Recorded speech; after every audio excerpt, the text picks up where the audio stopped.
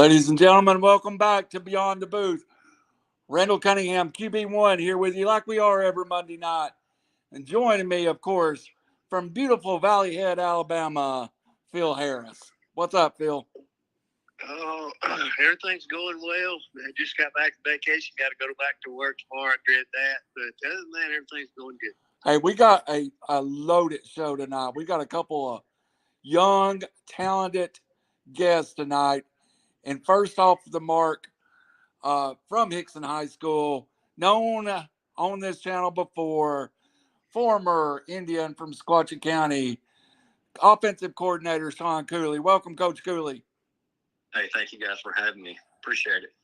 Well, Coach Cooley, we're going to go straight into this. I know we're kind of tight on time and want to talk to you about a lot of things, but I'll go to Phil after the first question. But I do want to ask you a question up front. Sure. 5-6 last year, got some momentum behind the program. You and Coach Nichols come in to assume the helm of it. Great players, great quarterback, good tailback. Of course, our friend Isaac Smith there. What does the momentum around the program feel like right now? You know, this is my first season here, and I feel like the community is very excited. Number one, to have Coach Rivers, because he's a Hixson guy, right? So really, really good player, really good man, really good coach from that area. I think the community is really excited to have him leading the charge. And Coach did his due diligence and brought in some new assistant coaches. Myself being one of those, and a couple other guys that I've worked with before. He's just trying to get this thing built and going in the right direction, and I think the community's 100% behind that, and I think the kids have bought in. So I feel like everything's going really, really well for us this summer.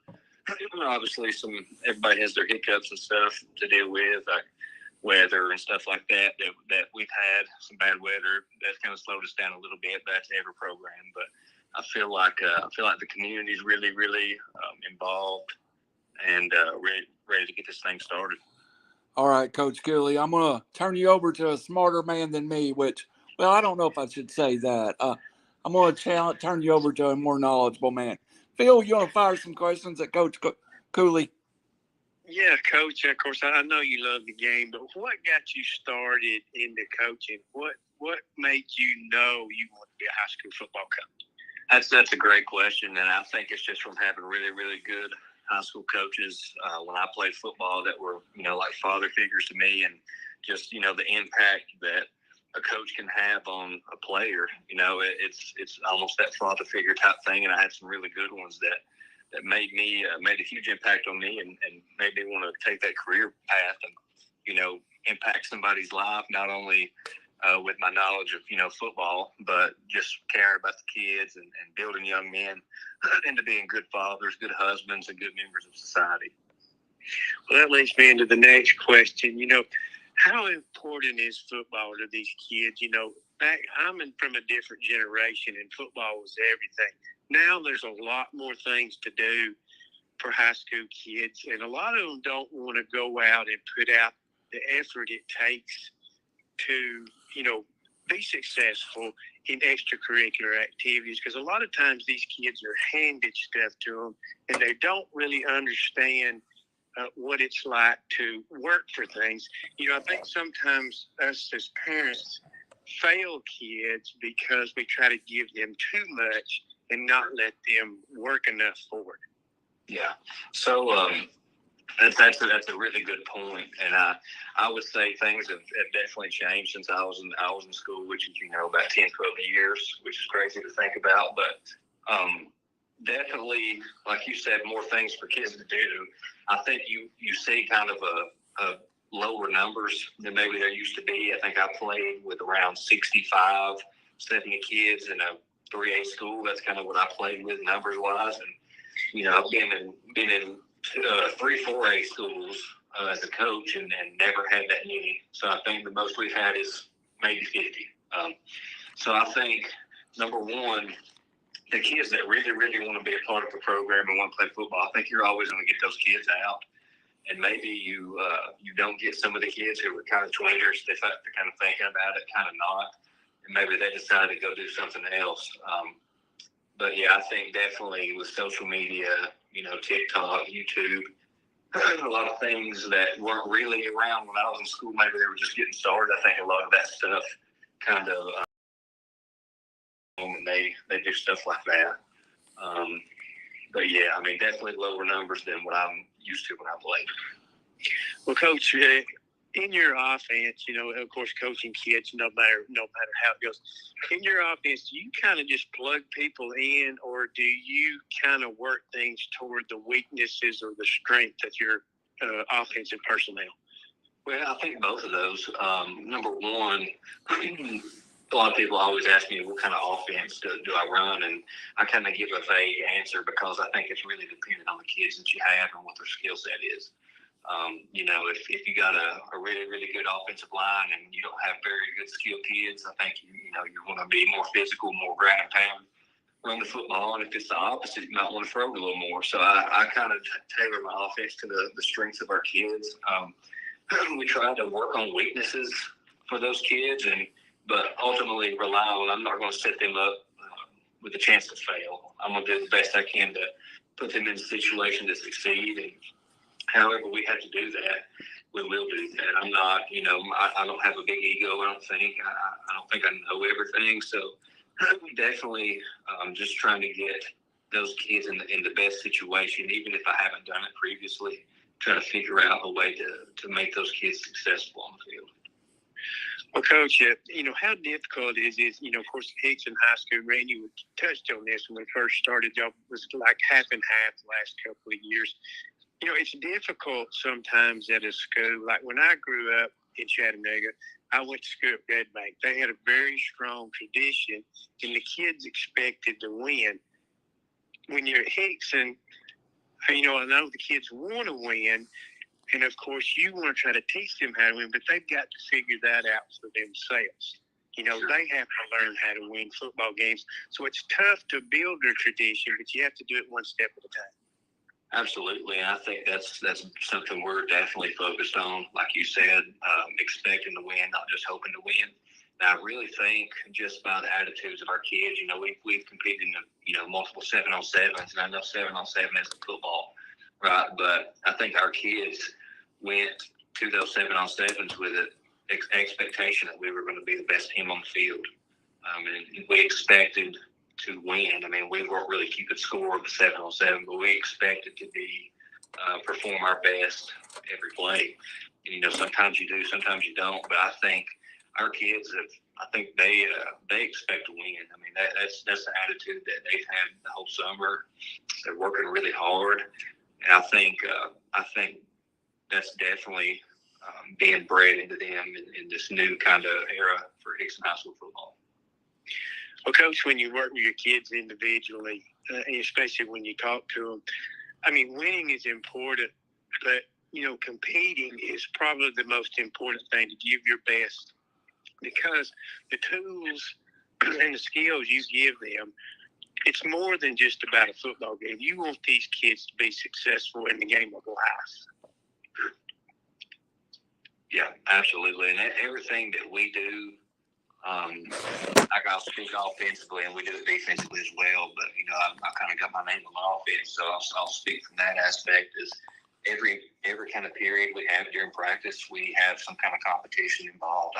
I like to make those kids compete as much as they can. That way, when you compete, you have a direct result. Like something happens, you either win that competition or you don't. Right? So I know the world's kind of making some of us soft and saying, there's participation trophies and stuff, but there's a winner and there's a loser, right? So that's kind of I put competitions within our team periods, our inside periods, whatever we're trying to work in practice. I try to have them compete as much as possible. That way they're used to it, right? And the more you're used to grinding and having some grit about you, that teaches you to do that in life, like you said. So we're trying to develop those skills, for football and, ultimately win football games, but most importantly, be good husbands, good fathers, good members of society that can stand when bad things happen and can fight through adversity.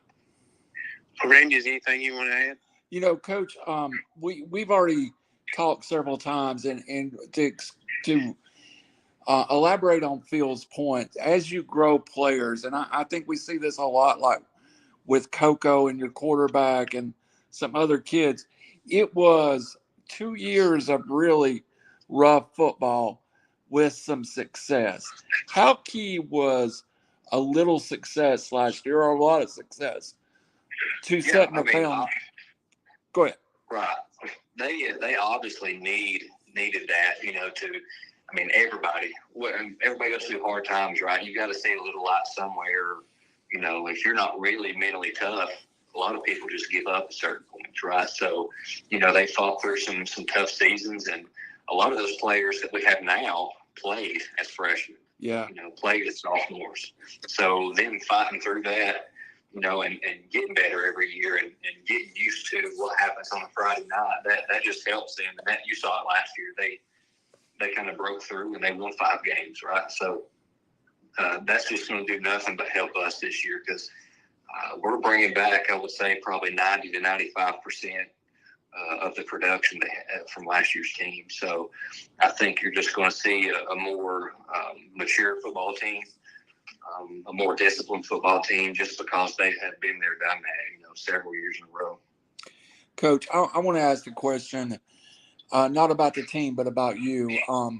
I know you had a pretty comfortable position and some success out of Cumberland County. Coach Rivers kind of singled you out as his guy. I feel like there was a recruiting process there. What was it like when you first got that call from Coach Rivers? I'll be honest with you. I met him. We talked through email first because we have a mutual friend who he first reached out to, who coached him, Coach Sam Montgomery, who's our offensive line coach. Yeah, Coach Montgomery. And Coach Montgomery, mentioned my name because we had worked together before and we've stayed in contact and we're very good friends. And he gave him my name. And, the Hixson administration wanted to interview me along with Coach Rivers. So they all brought me in, had my interview. They called me. I didn't even make it home from the interview, and they called me and offered me the job, which was very humbling. But he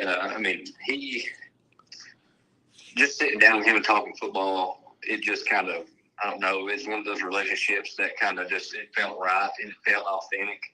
And I feel like we have similar mentality, with defense.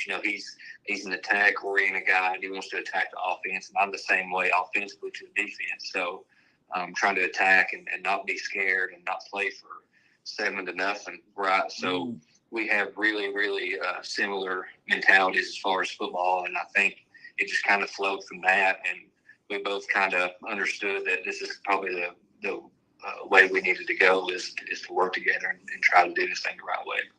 Well, Coach, I'll always remember when you got this job.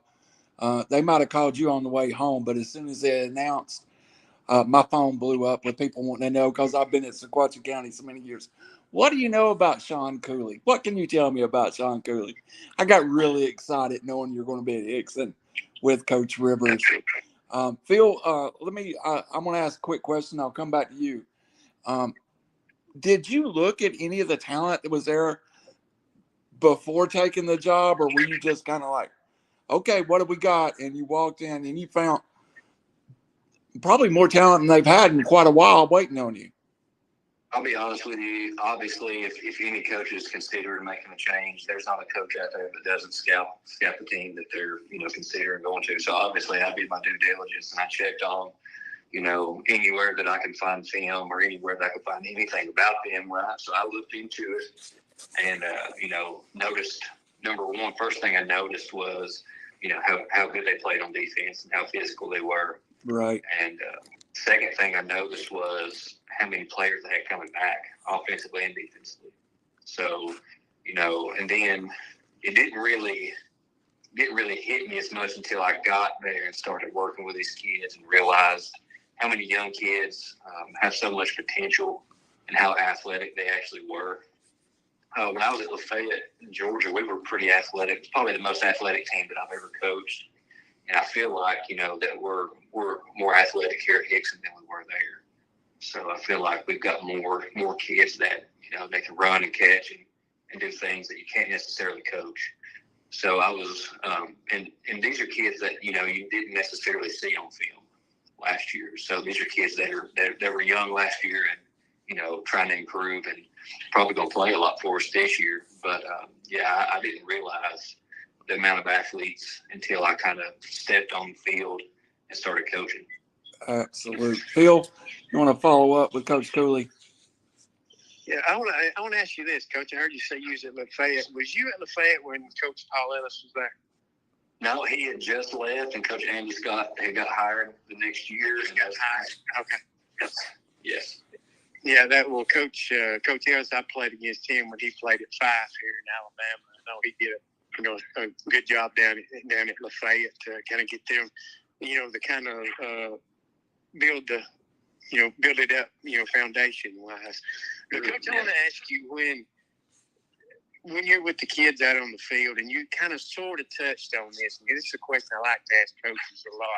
Is it a big thrill for you when you kind of look into a kid's eye, or you see the team when that light comes on, and they've kind of figured things out? Yeah, that's actually that's a really good question and a really good point, because that's probably one of the most rewarding things, aside from, a player graduating and then, inviting you to their wedding or something like that. But it's really rewarding whenever you finally see a kid, get it. And it's kind of the same way in the classroom whenever you teach, and you keep working with the kid on something, they finally get it, and you kind of see their face light up because they got it. But our quarterback, he has done a really, really good job. And in the spring, it's a new offense, so he wasn't struggling, but he was learning it at his own pace. And about the second week of June, I just saw it in practice one day. He had it. Like he figured it out, and he's not really turned it. He's not had a bad day since. Really, he's had one bad day because it was really hot outside and we had to quit early. But he figured it out, and I know his father, so I texted his dad, and I was like, I think Luke's got it. Because he absolutely figured it out, and he knew exactly what he was supposed to be doing on each and every play, and where he's supposed to read and all that stuff. And it was really, really cool to see. And it's rewarding, and not just quarterback play, just any other, offensive line, wherever.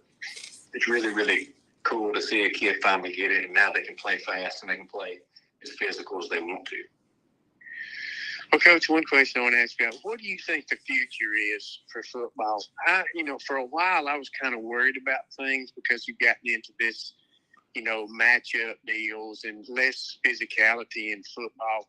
But I think the future is bright for football because it's changing again. It seems like teams are going back to, hey, I don't care what this other team's going to do. We're going to play more ball control and try to control the football once again. And that's the kind of football I like. I like the physical play. I don't care if it's 52-49. I want to see physical play on the field, and I want to see one team dominate the other one. And that way who the best team was when you walk off that field.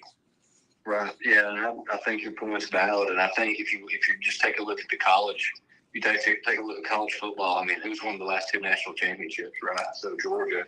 So they're not necessarily a spread and trying to score 50 points a game. They scored a lot just because they were really physical. They ran the football good, right? And they had stuff off of the run. That was their base. Their base was running the football, and they had all kinds of stuff off of it. But I think that it is coming back, full circle, and it does. The game does that. But I think, if you pay attention to any kind of college football news, I think Alabama's going to start doing the same thing. They're going to have, they had Bryce Young, there's a phenomenal quarterback. They're going to have a set down at quarterback, but they're going to start doing what Nick Saban was doing when he first got there, is running the football, playing really good defense. So I definitely think it is coming back full circle.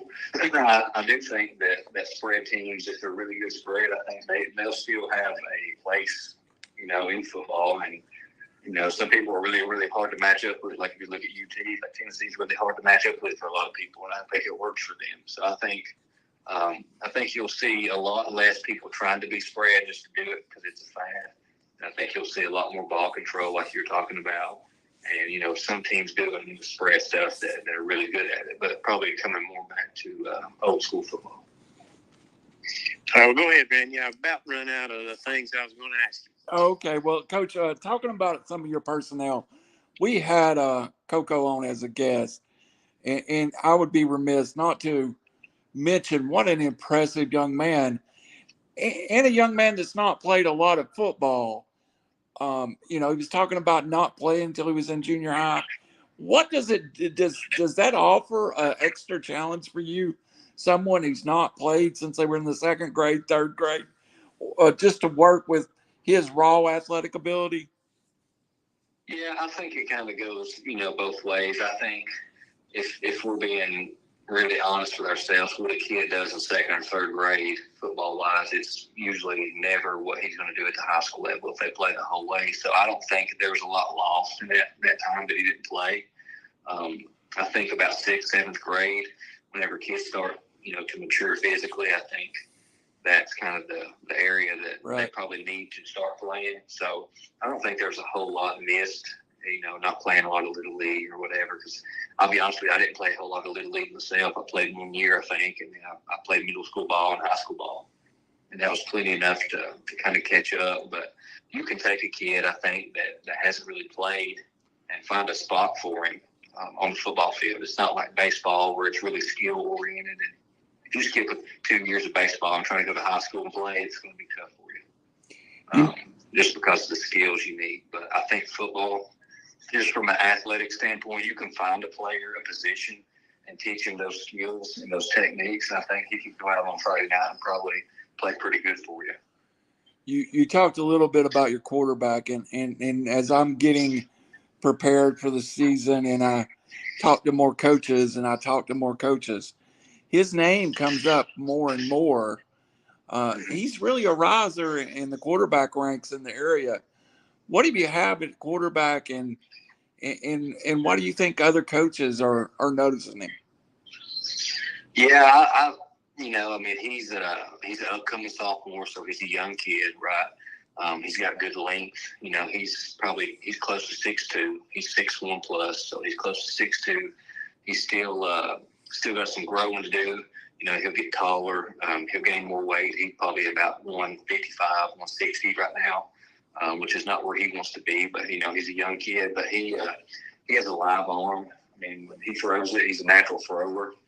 And he does a really good job with what I've been working on him with him the most is just his eyes. His eye discipline is finding the right read because he can make every throw. Getting his eye in the right spot, figuring that out. And that's what I was talking earlier about. He finally figured out what we were talking about. Like, he would find it sometimes, then he wouldn't.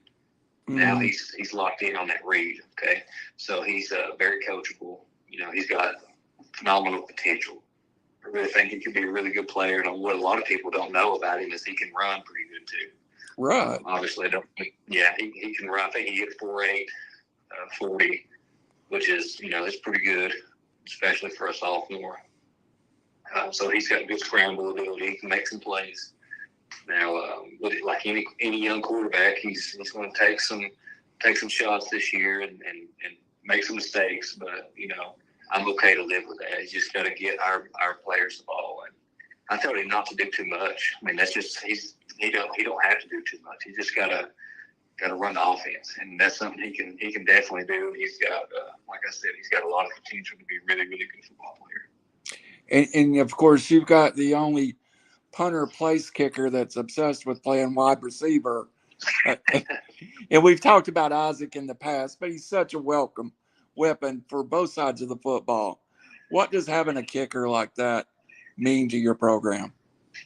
Well, the thing about having a kicker like that is you don't know how valuable he is until you need him to make a kick, right? So he definitely, just from watching film from last year, definitely hit some big kicks for him. And I've seen him in practice and in our scrimmage, our spring scrimmage, hit some deep ones. And he's got a live leg. He's a natural athlete. He's a competitor. He's hard on himself. He wants to do things the right way. And, just a really, really good kid. And he's going to be very successful in anything that he wants to do because he's very hard worker, competitive. Takes coaching very, very well. So, I mean, he's big for us in more ways than one as a special teams guy and, as a receiver. He's going to get some legit run at receiver, Definitely. He's a really, really good kid, really good athlete. Well, you got a lot of talent. Go ahead, a kid like him, Coach, if he's putting the ball deep into the end zone and the other team start from the 20-yard line every time, it's difficult for a high school football team to not make mistakes on an 80-yard drive. Make them drive it. Yeah, that's exactly what we're trying to get. We're trying to get him to put that thing in the end zone every time. And that would be huge for us and our defense if we could do that. Because, like you said, making a high school team drive the ball 10-plus plays, that's tough. And it's a team that brings a lot of talent already back out at wide receiver. So finding reps is not the easiest place to find reps on Hixson's high school football team. No, it's not. And it's funny that you said that because we realistically, if I picked every kid that could play receiver, we're probably four deep in the rotation, and I've had to just start giving some kids some reps and just say you play defense, and unless it's an emergency situation. Because if we don't get our ones and twos reps, then everybody's gonna have the same many reps, and we're gonna get a lot better. So, had to kind of pick who's going to play, and who's an emergency situation guy. Coach, one more question about the offense, and then I have a follow-up about the defense. I know last year Coco didn't catch the ball a lot out of the backfield, but he talked about when he was in an interview with me, and I'm not looking for you to game plan, that's something he'd work on all year. What would a back out of the backfield with better hands do to your offense? Oh, it just makes it harder to defend. I mean, it's somebody you can't account for, and a lot of times if you get it back out of the backfield, usually a guy that's not a very good matchup's covered, right? So, because everybody else is kind of taken, depending on what coverage they play, obviously. But, that's huge, and we've also put him out at receiver. We've also put him out as slot receiver and let him go play just to get him the ball different ways, just to make the defense look at it, the line differently, and get Coco the ball different ways. And we'll use him however we need to use him. And he's kind of bought into that. Is if I need him to play receiver, he will. If I need him to run the football, he will. He's kind of game for everything. So we'll definitely use him in a lot of different ways. He wants to win, that's for sure. Phil, I'll come back to you for some closer and final questions, but you play against Coach Rivers' defense every day in practice. Tell me why Coach Rivers' defense is so hard to scheme against. Is it the young man, or is there something in the scheme that just it seems like people have struggled with a Coach Rivers' defense? Yeah, I think Coach does a really good job of getting the kids aligned properly. And we talked about it. I just tell him all the time. I give him a hard time. I say, Coach, just tackle the guy with the ball. That's all you got to do in defense. Just don't make it complicated. Now we jump back and forth, but he does a really good job of getting the kids aligned, and that's half the battle. If the defense is not aligned, then there's going to be some holes somewhere, right? So he does a really, really good job of getting them aligned. They know their assignment. Secondary-wise, they do a really, really good job of playing their coverages and making it hard to complete balls. And we got good kids that are playing out there too, but he's done a really good job the past few years of just establishing his brand, defensively, of play hard and get to the football. So they're a tough matchup for anybody. All right, Phil, you got anything to follow up and close us out tonight? And Coach Cooley, I just want to thank you for making some time for us. It's real special Absolutely. to have you on here. It's if there's anybody in the area I've kind of followed from day one until now, it's you. And it's always exciting to have you here and know your wonderful family. And for me, it's exciting that you would give us a little time. But I appreciate you and everything you do for our sport, man. It's a big deal to me, and I really appreciate it. Thank you, Coach. Phil, you want to follow up with Coach Cooley? Yeah, well, Coach, I want to ask you about, I'm not going to ask you about expectations. Of course, it's been great talking to you. I've learned a great deal. I'm down here in Alabama, but I grew up in Chattanooga, so I have a lot of interest in the area. But I'm not going to ask you about expectations, but I know kids set goals. For the first part of the season, what are the goals for this football team? Yeah, I think, if you ask our kids, they obviously want to win every game, so that's an obvious answer. But I think that we've, and I talk about it with the kids, is we want to, our expectation, our goal every day is to be the best version of ourselves. Okay, and that's kind of coach speak, but it's kind of true, and that's kind of what we need to be as coaches, as players, as whatever. We need to be the best version of ourselves. We don't have to be anybody else. If we're the best version of ourselves and we do things the right way, then the outcomes more times than not is gonna fall our way. And just being really consistent in our behavior, being really consistent in how we practice, and just our attitude and our, especially for our leaders, being a consistent leader, right? So just being who we say we are. That's kind of the most important thing. And as far as wins and losses, we don't really have goals per se. We don't say we need to be 7-3. We need to be 9-1. We don't say that. We just want to be the best version of who we are as individuals and as a team. And we think that wins and losses will take care of itself, if we're doing that correctly. Yeah, I think you're definitely right. I remember back when I played at Valley Head, we won the state championship. We never talked about winning the state championships. It was one game at a time, and let's get better each week. Let's get in the playoffs and see what happens. So we never talked about state championships. That was not our goal. It was just to get better each week. Yes, absolutely. Phil, I've enjoyed having Coach. Coach, can we get you back sometime, maybe during the season? Maybe talk to you again. And we just come in, we'll make it happen. Man, we appreciate your time, and you're always willing to give us some time. And Coach, last question, not really a question. I just want to get you to say it. Tell the folks in Hixson how important it is to fill those stands up for these kids. Yeah, absolutely. The kids have been working extremely hard in the heat, where not a lot of people's going to get out with the heat index is, it's really, really high, and then we have to go inside because it gets too high. But these kids are working their tails off, pouring sweat, and they're doing all this for each other and for the community. So if we could just give those kids that investment back, I think that's the biggest thing. And come out for the kids, don't come out for the coaches. Just invest in those kids and just cheer them on, and I think it'll be a special one. Wonderful, Coach Cooley. I think we may have lost Coach Cooley, Phil, but it was towards the end of the video interview there. Impressive young coach Cooley is, isn't he, Phil? Oh yeah, definitely. So he's got things going in the right direction. Coaching wise, is very positive. You can tell, and and these kids feed off that. If a coach is positive, in his, naturally sometimes you're going to have to get on to kids, but if he's positive with his destructive criticism, these kids feast off that, and it seems like this football team is going to be a whole lot better on Friday nights with him on the sideline.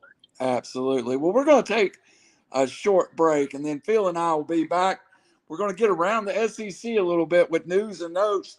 And then in the 8 o'clock hour from Valleyhead, Alabama, a very special young man's going to join us. Tell us a little bit about him, Phil. Oh, you're talking about Eian Bain? Yeah, yes, of course. He played quarterback last year at Valleyhead. He was a senior. Has lived in Valleyhead his entire life. He's one of those kids that, gives it everything he's got on every play. When he played, he broke the single-season rushing record at Valleyhead for a season, and it was also the single-season rushing record for DeKalb County, and he also led the state in rushing. I believe it was 2,865 yards last year, and he played quarterback. So he is an outstanding kid, gives all the effort in the world. And he's worked his tail off, and now he's down at Faulkner, and we're looking forward to talking with him just a little bit because he's a great young man, and we're expecting big things out of this young man in the future, not just on the football field, but in the game of life. Absolutely, and I look forward to talking to Eian. Thank you, Coach Cooley. Again, he got cut off at the end of it, but we're going to take a little 30-second break, let Phil and I reset a little bit, and Bill will be right back on Beyond the Booth, presented by 33 Sports here on River City Media.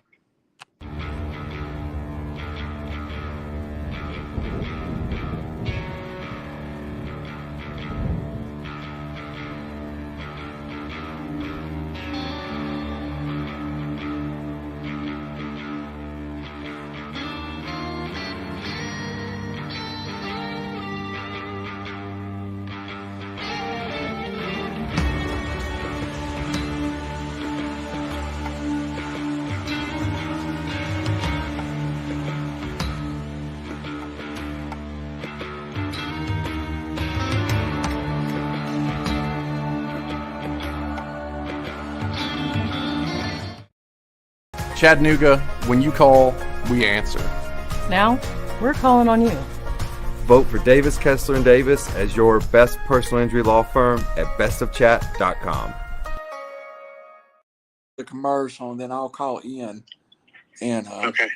and I will.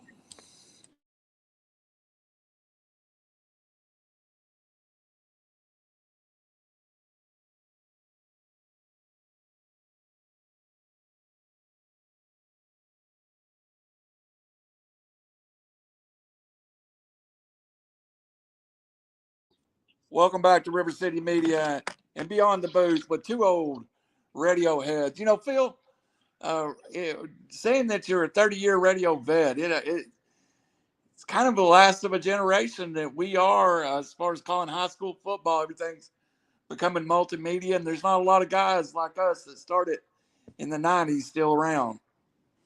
Yeah, well, that's a good thing and a bad thing. You know, we've been doing this for 31 years, and we're not very well known. You know, Yeah. I don't think. Yeah. Well, we got one fan. I think it's one of those cases where we're a legend in our own mind. Oh, Say it that way. I'm a legend in several minds that I try to make them in. Our old buddy Aaron McKenzie just said, "Bring back memories." Y'all are doing a great job, gentlemen. Phil, just a little bit, we're going to get around the SEC and talk about a couple of things. For folks who've commented about the improvement of our quality and how we sound better than we did first week, but over the next couple of weeks, we're going to make some improvement. We're going to try to do this online, literally, where Phil's not patched through the microphone bay. And Phil, for the folks staying with us, we're going to get better over time. This is week, I think, 4, and I'm excited about this program. Yeah. Well, it just takes a matter of time. I mean, you know, I started doing radio in 1992 in a high school basketball game at Fife when Heather Mays Powell was playing, and that's been a long time ago. And I'm sure I've come a long way since then. So yeah, it's a work in progress. We'll get better at it. It'll take time, but you know, the biggest thing is we want to put a good product out there, so people have something to enjoy, because so many people, and I didn't realize this, listen to podcasts now. It's most, Phil, I can't tell you how little my TV's on, but when I walk in the door, I turn a podcast on. There's probably half dozen podcasts I listen to on the daily. You know, I might not sit down and listen to an hour episode. I'm only listening to 15 minutes if they have 15 minutes at media day or something. But yeah, podcasts are the way of the future. Yeah, definitely.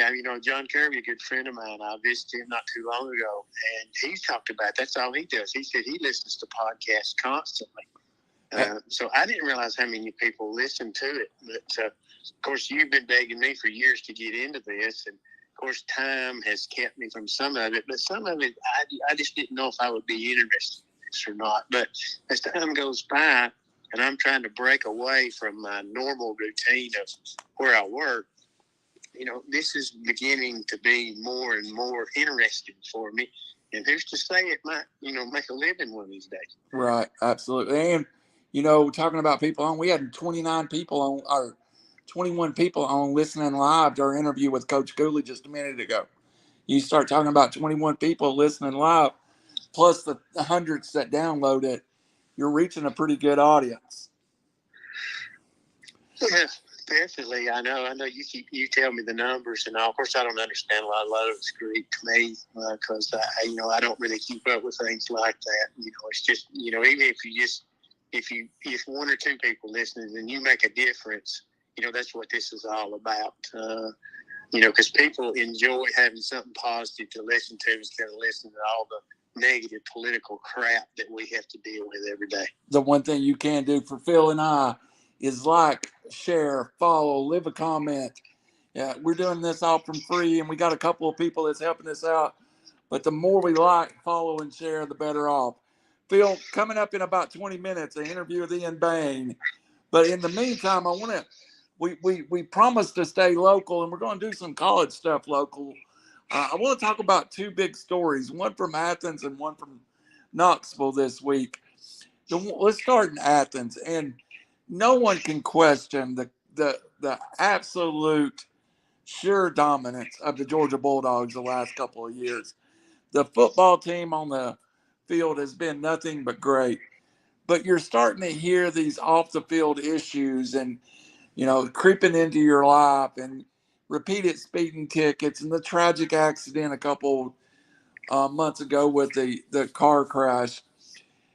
I almost feel now Tennessee didn't win 2 in a row back in the 90s, or Alabama, won 6 and 10.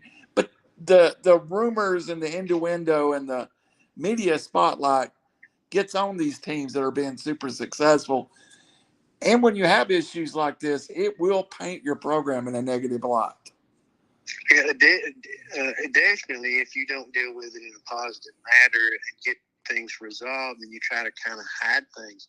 We've been hearing little things like this from behind the scenes for a while, but you're just like, okay, what's these people talking about? But sometimes when there's smoke, there's fire.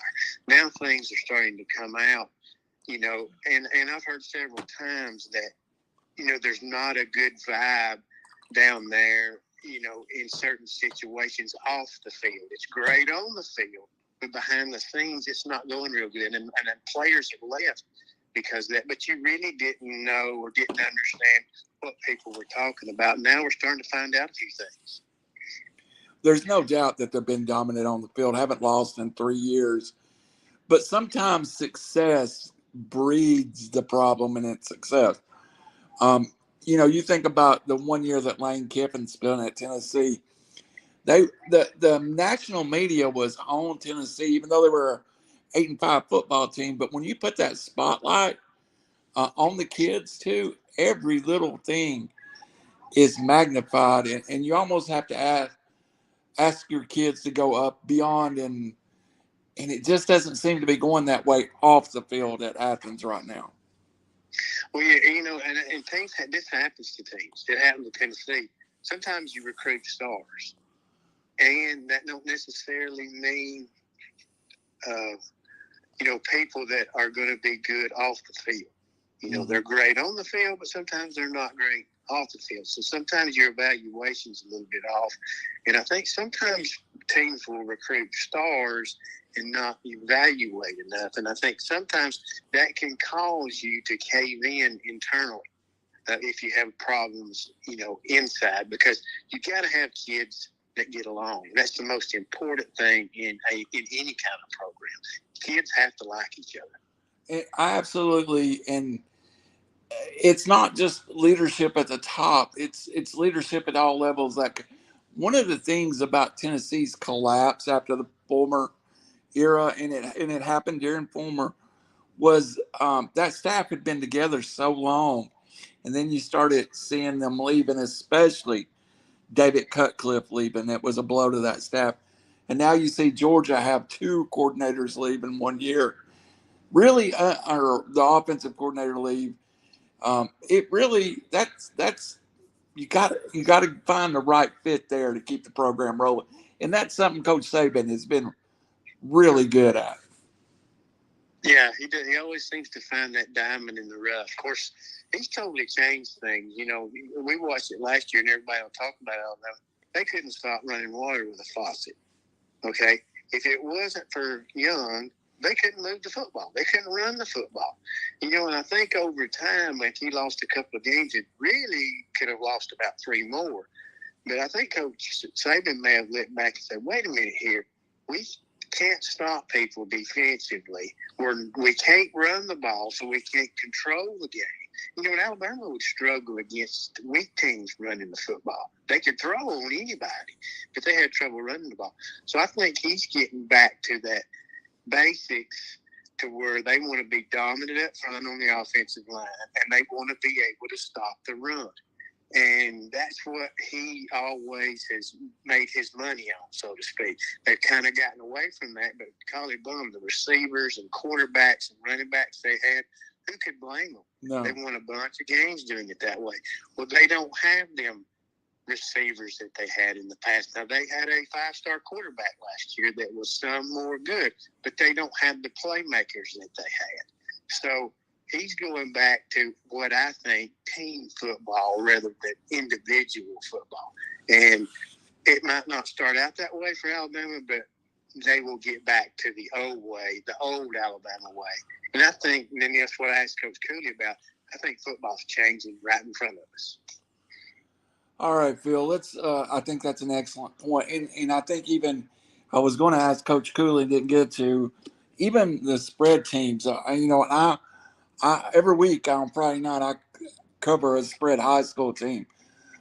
But that offense is built on pair running. You go up to Knoxville, spread offense. You got 2 backs that almost hit 1,000 yards. To be successful in the spread, you still got to run the football, and you still got to be physical up front. Well, I think what Tennessee's been the first 2 years under Heupel is that we got to outscore people. We can't stop them, so we got to outscore, which means we're going to have to throw the ball more. Well, as he's getting the personnel where he wants to, where defensively they're going to be a lot more sound, they don't have to be perfect on every down. They can run the football and set up things in the pass game.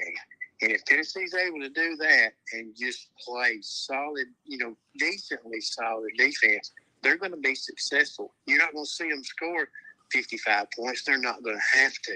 They can win a 31-24 game because they're going to be able to be dominant up front and run the football in the fourth quarter. Absolutely. And, Phil, we'd be remiss, and everybody knows you and I are both Tennessee fans, and we try to be fair to everybody. We have to, because we're podcasting in Alabama, Georgia, Tennessee, and we want to be fair, but not to bring up any of the allegations, and that's been beat to death.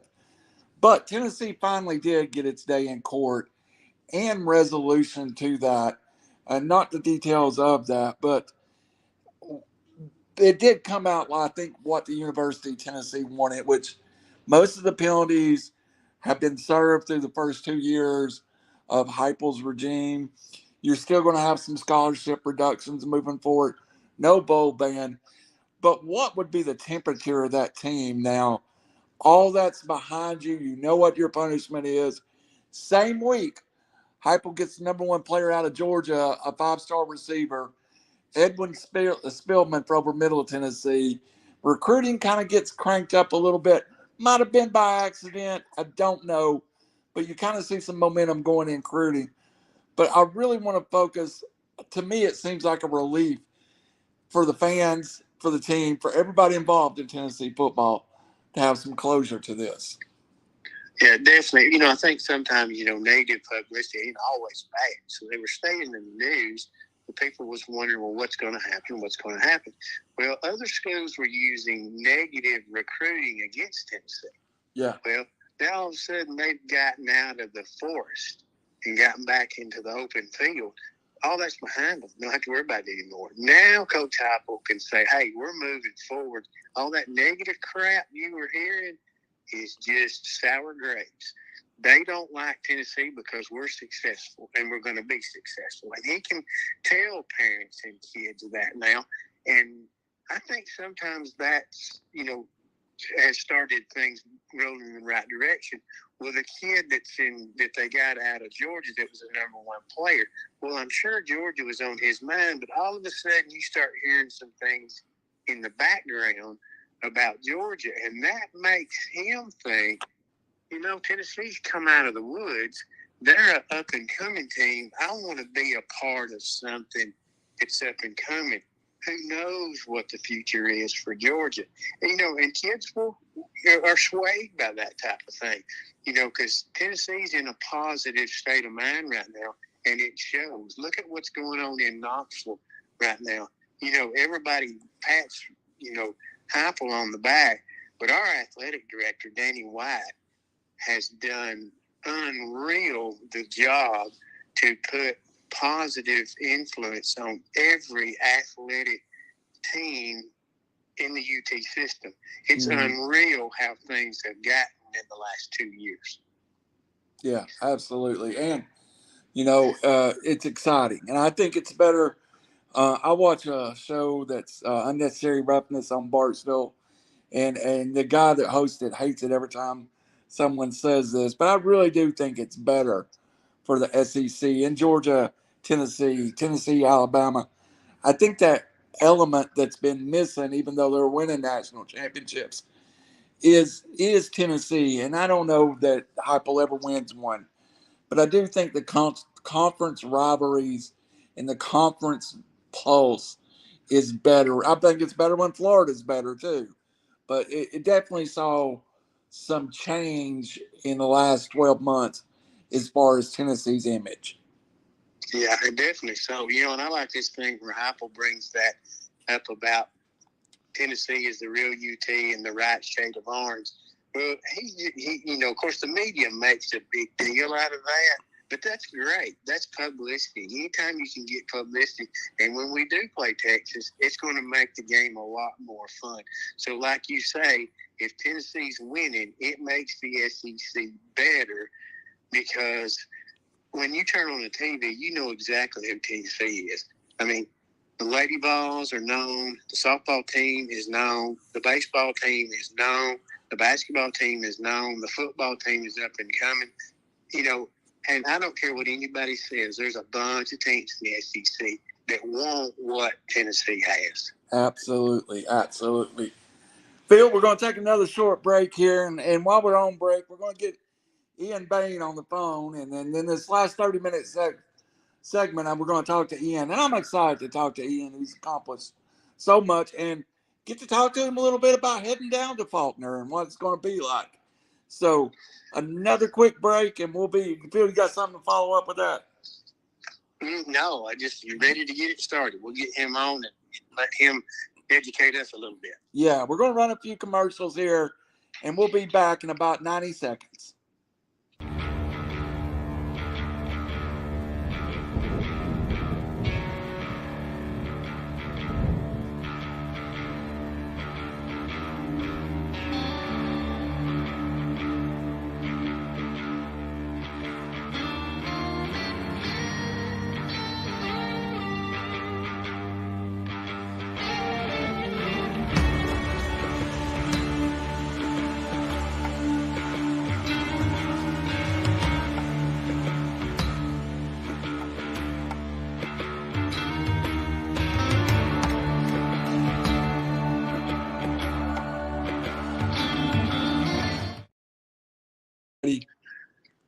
Yeah. A strong football team doesn't just happen by accident. It takes hard work and know-how, like knowing how to throw a football. The great taste and freshness of Golden Flake snack treats doesn't just happen either, like Golden Flake corn chips. It takes Golden Flake's special blend of corn to give the Golden Flake corn chips their great tasting flavor, and Golden Flake's fast delivery to make sure that corn chips are crunching fresh every time. Or take the Golden Flake cheese curls. They are just cheesy enough with a perfect crunch on every bite. Just as there's more than one way to throw a football, there's more than one way to satisfy a hungry appetite. That's why Golden Flake has a team of snack treats to make sure they have the snack treat that will satisfy you. Buy Golden Flake. And remember, the Tide develops the know-how when it comes to football, but Golden Flake has the know-how when it comes to snack treats. Phil? Yeah. Chattanooga, when you call, we answer. Now, we're calling on you. Vote for Davis, Kessler & Davis as your best personal injury law firm at bestofchat.com. Yes, sir. Hey, let me get you in here with Phil. Chattanooga.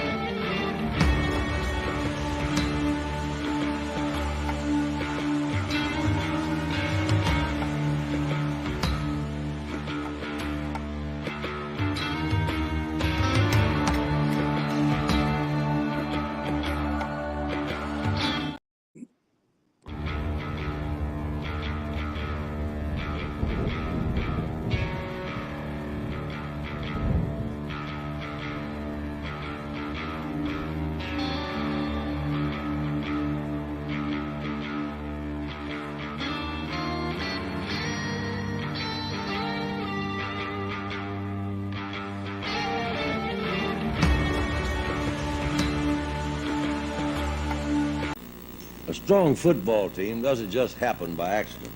It takes hard work and know-how, like knowing how to throw a football. Everyone, that's what you call a radio blunder. And I had to run the same commercial about 4 times, but we finally got our phone system work. First of all, I want to welcome you back to River City Media and in the booth. Special young man from Valleyhead, future of Faulkner University, Eian Bain. Welcome aboard. Thank you, sir. Thank you for having me. Thank you for giving us a little bit of time. I know it's a real super exciting time for you and a great 2022. And before I go to Phil, I want to ask you real quick, tell us about 2,800 yards. How exciting was last year for you? It was amazing. I mean, something I've always wanted to do, run the football. I mean,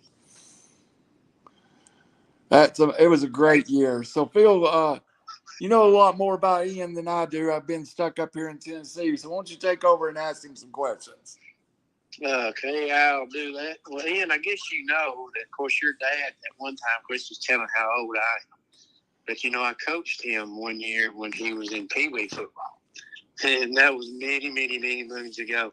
And I'll ask you, what got you started in football? What made you want to be a football player? Well, I'll be honest. At first, when I was in Pee Wee, I really didn't know if I liked football. I didn't like getting hit. It was my neighbor across the street, Pacey. He always played, He started first, and then he went to practice one day, and I was like, I want to go. So I kind of just went down there, and I cried in the car. The first practice, I wouldn't get out of the car. I locked myself in, and when I finally got out there, I think I kind of just finally started liking it. And I just kind of just stuck with it. Well, of course, that tells you it tells me how you get started. But who were some of the individuals, especially coaches, who encouraged you and got you possibly where you are today? My dad, for sure. My dad's always been a big part of my life, and I'm so thankful for him. And there's this one coach, I'm not saying any names, but I know he did it for the right reason, just is good. He told me that football wasn't for everybody, but I'm glad he said it because it lit a fire under me that got me going. Absolutely. And when it got me going, there was no looking back after that. I was a 7th grade boy, and when he said it, I was like, well, okay, then I got to make a change. Yeah, you're definitely right because sometimes you can take that as a positive, sometimes you can take it as a negative. The best thing to do, no matter what you hear, is don't let anybody discourage you. Of course, you kind of take a step back and you fight that much harder because you can be as good as you want to be. Yes, sir. That's correct. Well, Eian, I know you spent a lot of time playing high school ball. I mean, we watched you grow up. And, of course, last year you had that great year, 2,865 yards. You led the state in rushing. You set the DeKalb County single-season rushing record. And one thing that was probably special, too, was you set the school single-season rushing record, and you beat Tyler Harrison's single-season rushing record. And that had to be special. Not that you got that title, but you took it, and a player that was outstanding. Everybody knows how good Tyler Harrison was, but that had to be an honor because he was there the night you broke the record. Yes, sir. It felt good, and when I was little, I even said I wanted that record. So when I got it, it was a dream come true. Yeah, I know it was definitely proud for you. Of course, last year things didn't end the way you wanted to. Y'all finished up at 10-2, got to the second round of the playoffs, and you had your chances against Marion County. It just wasn't meant to be. How disappointing is that to not reach the goal of getting further into the playoffs? I know you got to get there first, and you got to win one game at a time, but there's more to life than winning football games, but that had to be a disappointing time. Yes, sir. It was very disappointing, but it makes you want to work harder. or it does me. I mean, some other people may not look at it that way, but it makes me want to work harder because that means there's room to improve. Yeah, definitely. So you're right. Well, I know you toyed with playing at the college level, and I talked to you a couple of times, and you weren't sure if you was going to or not, and you went to visit bunches of different places. But what made you finally decide to pursue playing at the next level? I've always wanted to, and it's a dream of mine. And when I finally got my chance to, I'm going to take it. You can't. It's harder to go back to college than it would be not to just go straight up. Yeah, you're definitely right about that. I mean, of course, you can make it happen, but, to be able to go play football, get an education, that's the most important thing. What made you choose Faulkner I finally go to? Environment. Uh-huh. The Christian environment in the small college, like, it's just like Valley Head. It's small, you know everybody, and it felt like home. So you're there now, right? Yes, sir. You right are? now, sir. I leave next Tuesday. Okay, you leave next Tuesday. I was wondering because you told me yesterday you were running sprints and catching passes when I sent you a message yesterday, and I didn't know if you were there yet doing kind of voluntary workouts, but you're just kind of getting ready to make your move down to Faulkner. Yes, sir. Get my things together and packing up. Yeah. Well, tell me this. I mean, they recruited you naturally, and they probably have expectations for you. What do they see you doing, on the field wise? Like what position do they think you might play? What are you going to be groomed for? Well, I'm in the running back room right now, and they told me they like me with the ball in my hands. Well, that's definitely, the playmaker. In other words, all schools want playmakers. And, I think you're definitely fit for that. That's for sure. Of course, it's going to be an uphill climb. Of course, getting on that field. Of course, if you can just get on the field in special teams your first time out, that's a big step moving up to that next level. Yes, sir. That's my goal right now is to get on the special teams. Yes, that would be outstanding. Randy, is there any questions you want to ask me before I go any further? Yeah, Ian. When Faulkner did, when they were recruiting you, there's another back from the area down there. Did you have interaction with Styles Hughes, or did you know of him before they were recruiting you? Yes, sir, I sure did. What was that relationship like between you and Styles when they were recruiting you? I mean, we've always talked. We really weren't just close or nothing. I mean, we talked when we seen each other. That's awesome, man. Well, do you think that's somebody that first year is going to be tough, and maybe you could go to a little bit and lean on to advice about classrooms and everything else? Yes, sir. I think 100% I could lean on Styles. Phil, I'll come back to you after this question. I want to ask you now, Ian, let's get out of your career. Let's get into when you turn on the TV, who do you like to watch play? I like college football. Anybody that's your favorite player? No, sir, not really. No, okay. I like watching good college football. All right. One other question. You talked about Faulkner being a Christian school, and that had part to do with your decision. So when you were looking at other schools, is that faith-based education and knowing you're going to be surrounded for the next 4 years, that was a reassuring feeling to you? It did make it feel better, yes, sir. I can't wait to see you play. And Styles is a former guest on this show. When you get down there, tell him that RiverCity-Media said hello. Phil, back to you. Yeah. Well, Ian, I want to ask you about, of course, there's a familiar face, too, that's down there, and that's Coach Eian Bain. He was the coach at Cedar Bluff last year, and he took a job down at Faulkner. How good is it to have somebody you're familiar with? I think he came up when you signed with Faulkner. It's nice to have somebody from the local area to kind of lean on.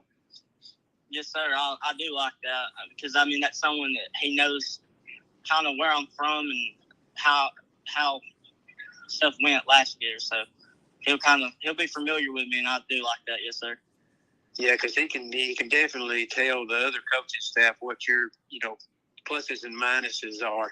And, you know, and when you're known when you get there, it gives you a lot better opportunities because coach are going to take a little bit of extra notice of a kid that they already basically know. And, you know, that could be a big help, having Coach Beckett. And it gives you somebody, too, because you know when you get down there, you're going to get homesick. That's just naturally because you're in a whole different area. So you're going to have people like him to walk in his office and talk to when you're feeling a little bit down. Yes, sir. Well, I want to ask you this. It's a liberal arts school. Of course, it's a Christian school. What are your future goals? What do you want to do when football's over with? I want to come back to where it all started and be the head coach of Valley Head High School. Nice. And there ain't nothing wrong with that. Are you going to run coach? Are you going to come back and run Coach Hammond's off, or are you just going to let him retire? I'm going to let him retire first. Oh, you know, what has Coach Hammonds meant to you? I know he's a player's coach. I know you kids love him. What has he meant to you as a football coach and personally? He's one of the greatest football coaches I've ever had. He understands kids. He understands so much that some coaches don't. He's meant a lot to me. Last year, I didn't have a ride to Kennesaw State, and at 5 o'clock in the morning, he got out of his bed and come and took me to Kennesaw, Georgia for a camp. I mean, he told me after the season was over, I had a friend for life, and I'm so thankful for him. Yeah, he definitely so. I've known Coach Hammond for a long time. I knew his mother. I know you wouldn't know his mother, but I knew his mother. I thought the world of her. You went to all these camps, and, also it cost a bunch of money. It cost a great deal of money to go to Faulkner. It's one of those, it's a Christian school, and you're going to get a good education. When you walk out, you're probably going to not have much trouble finding a job when you graduate. But the community got behind you and helped you get your tuition paid because you get some for academics. There's different ways to get money, but parents still have to come out of pocket with money. Well, the community rallied and was able to get enough money to get you started down there.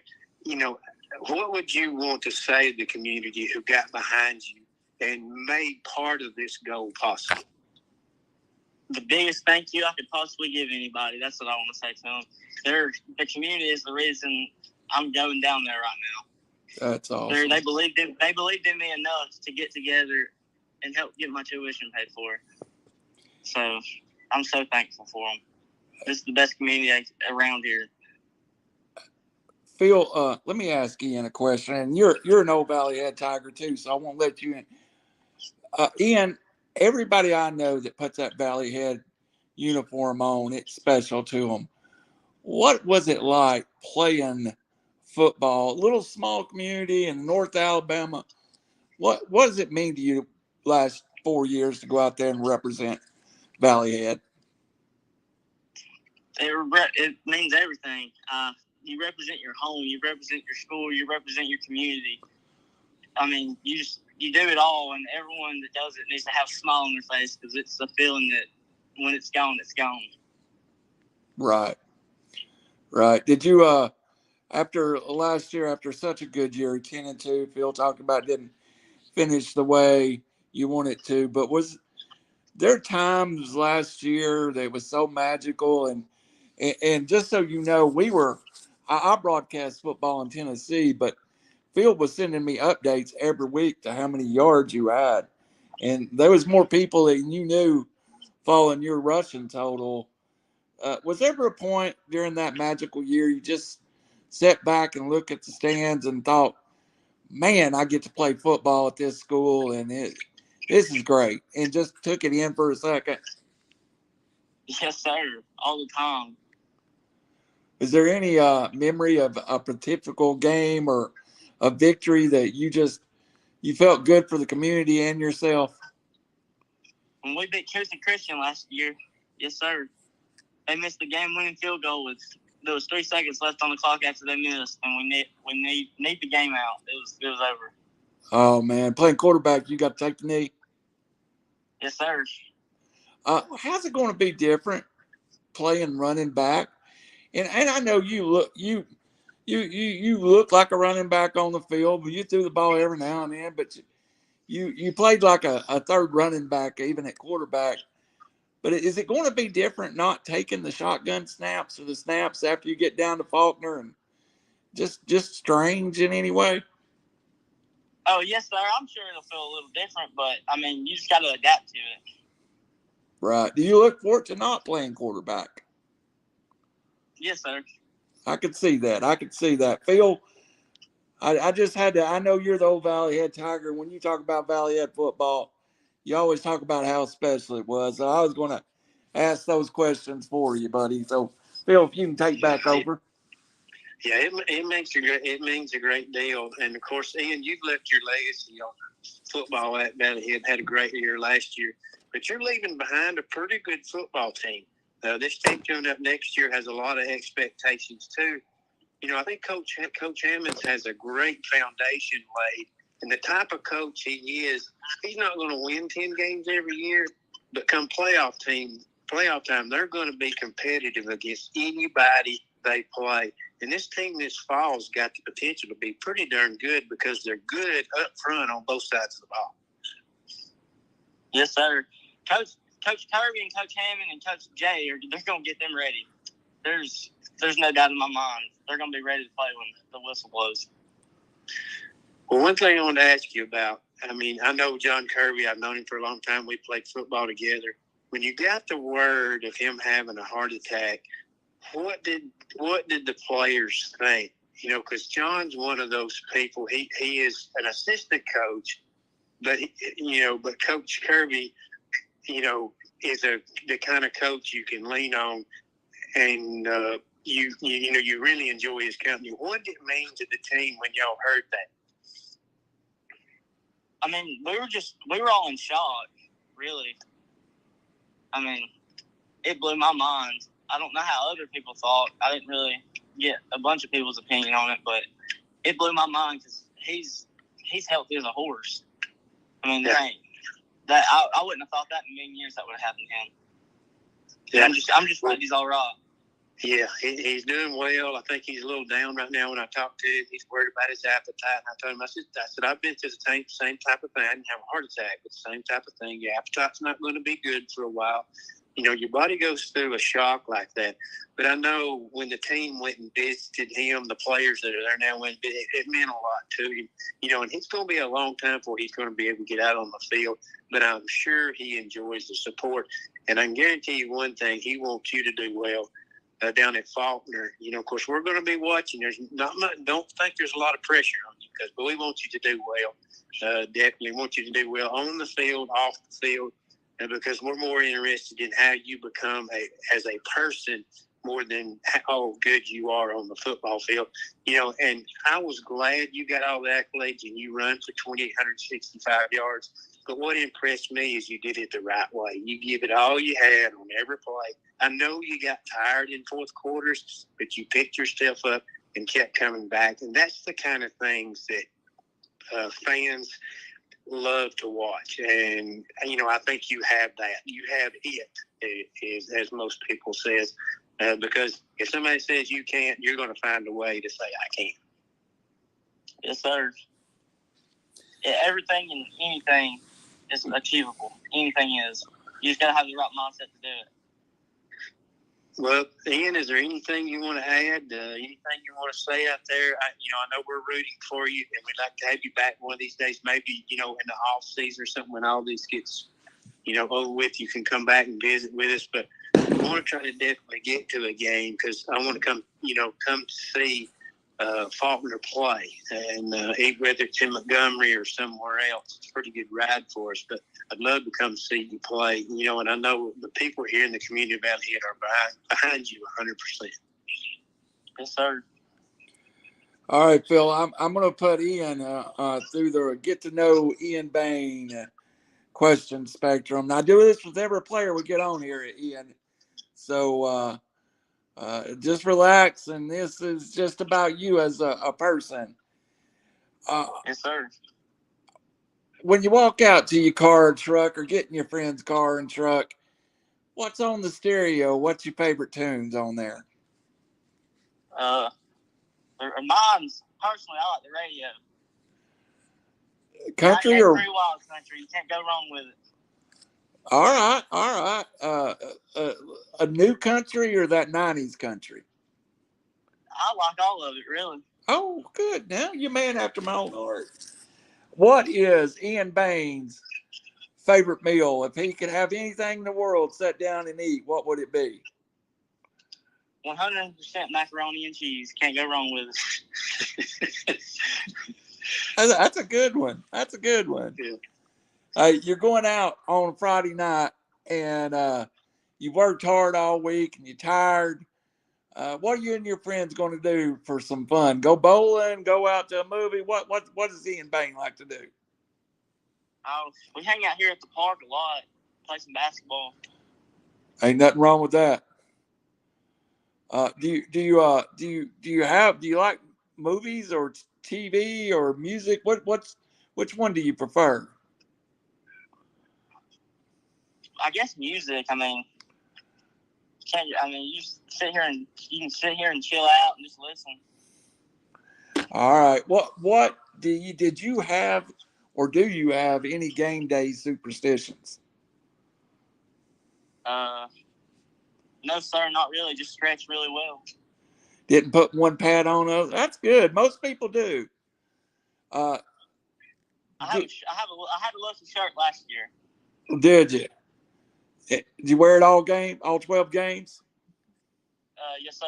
Besides one game. It was the very first game of the year. I left it at home. I forgot to bring it. Oh, you're lucky you got through that one, because those Lucky Charms, that's a big deal. Eian, who on your team, who's the biggest character that you played with? Who's the person that had the team cracking up? Probably Ethan Webb. He always can come up with some of the funniest stuff, and you wouldn't expect it sometimes. Who was the person that always took control and calmed the huddle down? Was that you, or was there somebody else that would help you when times got tough, keep everybody under control? Me and Aiden Logan, we took care of it. What's your best football story from last year? Is there one story that you would always think of, or the first thing that comes to mind, a favorite moment from last year? When we were playing section, I couldn't stop gagging. Like, for some reason, I kept gagging, and they were all laughing at me. We're losing. We're literally losing in the fourth quarter, and I'm gagging. They're just laughing at me, and I'm like, dude. It's not funny, but it is funny. Did you ever figure out? It was hilarious. It was one of the funniest moments of my life. Was it your mouthpiece or something else that had you? I don't know what it was. I guess I was just hot, and I started gagging. That's funny. Growing up in a place like Valley Head, you always grow up with some, I guess, a country way of life, or outdoorsman kind of ways. Do you like stuff about outdoors, hunting, fishing, four-wheeling, anything that you enjoy that way? I just like being outside. I really don't care what you're doing. It's just, to be outside is great. Just hiking around no matter what, just get out and get fresh air. Yeah, when we was little, we used to walk up the trails, walk through the woods. I mean, it's fun. Did you play any other sports besides football in high school? Yes, sir. Basketball and baseball. Well, which one of those sports did you prefer? Baseball. Baseball. What position did you play in baseball? This year I was a catcher, but since I was in the 8th grade, I played center field, and it was fun. I loved it. You preferred center field over catching? Yes, sir. What did you play? Did you guard and? Yes, sir. I was the point guard. What does being the point guard and the quarterback have in common as far as leading your team? You got to be able to take over a game no matter what. Do you think some of the lessons you learned as a quarterback helped you on the basketball court? Yes, sir, in some ways. What would that be? Just in leadership or? Yes, sir. Leadership and mentality mostly. But the only thing is, it's different because basketball, if you're not hot, you got to give that ball up. Yeah, good. That's good. Phil, I'll come back to you for some wrap-up questions, but I do want to ask Ian one other question. Ian, what do you think the word leadership means, and what kind of leader are you, either on the football field, the baseball field, or basketball court? What do you think makes a good leader, and what qualities do you have as a leader? I mean, I just try to keep everything positive. Keep everything calm down, positive. Stay calm, cool, and you can't scream at people. Some people you can scream at because it's just the way that you have to get through to them. But you have to learn how people can be talked to without making them mad, and you have to learn people that you're around, or you're just never going to be a good leader. Because if you don't know every single way that someone thinks and acts, then you just can't do nothing with them, if that makes sense. It does. And sometimes it's for lack of a better word, the best player or the most competitive person that you're allowed to scream at, because they take it because they're trying to compete at that same level. You know what I mean? Yes, sir. All right, Phil. And Ian, anytime you want to come back, you're more than welcome at VR River City Media, and we're so proud of you. I cover football in Tennessee, but anytime you get any young man, doesn't matter the uniform, you get to put that uniform on and play on Saturdays. It's a special opportunity you have, so make the most of it, and most of all, have fun. For Eian Bain, you have fun with it, okay? Yes, sir. Phil? All right, Ian, a couple of questions. I know next week you'll be leaving to head down to Montgomery. I know you'll go through orientation, but what are your expectations when you get there? I really don't have any. I got to be on my toes at all times. Be ready for anything. Yeah, definitely. So it's going to be a little bit to adapt to. Now, when you get down there, of course, it's going to be an adjustment school-wise. Do they have tutors for you that help you, especially when you're trying to transition in your freshman year? Yes, sir. Yeah, because I know that's huge. Because just getting your basics out of the way. Of course, now I think didn't you take classes at Northeast? So you're kind of sort of ahead of the game right now. No, sir, I did not take classes. You did not. You didn't take any classes at Northeast, so you're starting from scratch. So yes, sir. Yeah. But, it's pretty basic for you. Of course, hey, Phil, it being a Christian-based school, academics is probably going to be pretty tough. Phil, I just got to set a goal for Ian. It took me 7 years to get out of school. It took Phil 30. So you just got to beat one of us. And 30, I think you got it. That's definitely so. I think you got us beat. Yeah, you got us beat, Ian. Well, Ian, we want to wish you the best of luck. I know, your expectations are high, and I know there's a lot of pressure. Everybody's expecting you to do well. And, of course, I think you got a good level head. It sounds like you do, that the expectations are not going to overwhelm you because you've been through all the wars. You've seen the good. You've seen the bad, and you're going to persevere. Do you feel that way? Yes, sir. Well, that's good. Ian, it's been a pleasure to have you on. We want to have you back in the future one of these days.